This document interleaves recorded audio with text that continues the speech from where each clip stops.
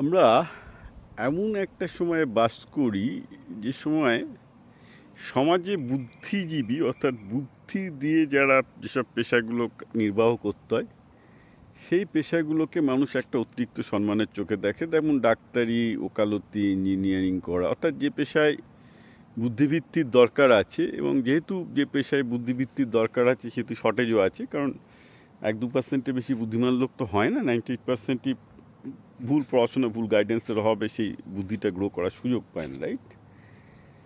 কিন্তু এআই এসে কিন্তু সব কিছু বদলে দিচ্ছে, কারণ এই মুহূর্তে ডাক্তারের কাজ বলুন, ওকালতির কাজ বলুন, ইঞ্জিনিয়ারিংয়ের কাজ বলুন, 99% ক্ষেত্রে, বা সফটওয়্যার ইঞ্জিনিয়ার যাই বলুন না কেন, 99% ক্ষেত্রে দেখা যাচ্ছে AI is doing much better than human, কারণ মানুষের পক্ষে অত কন্টেক্সট লেন্থ থেকে রাখা সম্ভব নয়, রাইট? অনেক বেশি করছে। তো ব্যাপারটা কী হচ্ছে, পৃথিবীতে পুরো সম্মানটাই তো ডিমান্ড সাপ্লাইয়ের খেলায় চলে। আজকে ধরুন যারা ভালো পেশাতে আছে তাদের সম্মানের একটা বড় কারণ তারা একটা ভালো ইনকাম করে। সবাই জানে যে এই পেশাগুলোতে যা মুশকিল, তাদের একটা ভালো ডিগ্রি নিতে হয়, পড়তে হয়, তো মানুষের একটা সম্মান থাকে আর কি। কিন্তু ইভাল নোয়া হেরারি যে বলছেন যে এই যে এখন এআই আসার ফলে এগুলো তো এখন যে কেউ করে দিতে পারছে। যেটা আগের দিন বললাম, একটা গল্পও লিখলাম, ওটা নিয়ে লোকটা লিখেছিল যে তাকে কোনো উকিল ভালো পরামর্শ দিতে পারলো না, সে চ্যাটজিপিটি থেকে নিজেই পড়ে তার 5 কোটি টাকা, সরি, তার 5 লাখ না 50 লাখ টাকা উদ্ধার করলো, রাইট? আমি এরকম করেছি, আমিও ট্যাক্সে ফেসে গিয়ে বেসিক্যালি আমি দেখেছি যে আমার যে কোনো সিপিএর থেকে চ্যাটজিপিটি দিয়ে আমি অনেক বেটার হেল্প পাচ্ছি, রাইট?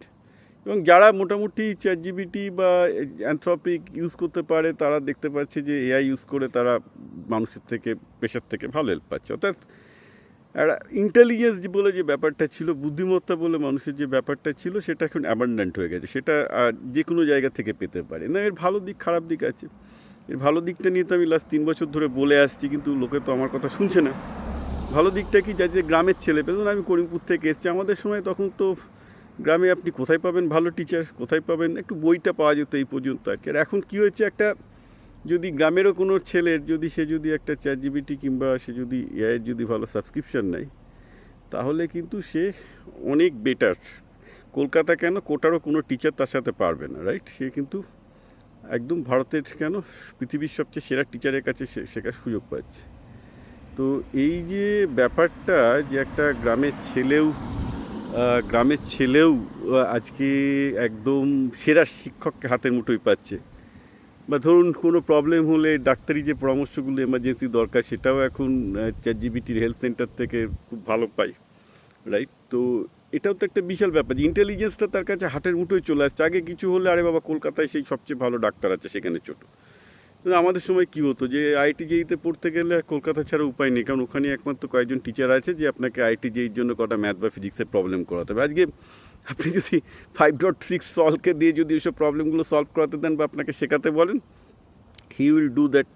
এআই যে কোনো মানুষের থেকে, টিচারের থেকে 1000 টাইম বেটার জব দেবে, 1000 time better, okay? And I am facing that everyday.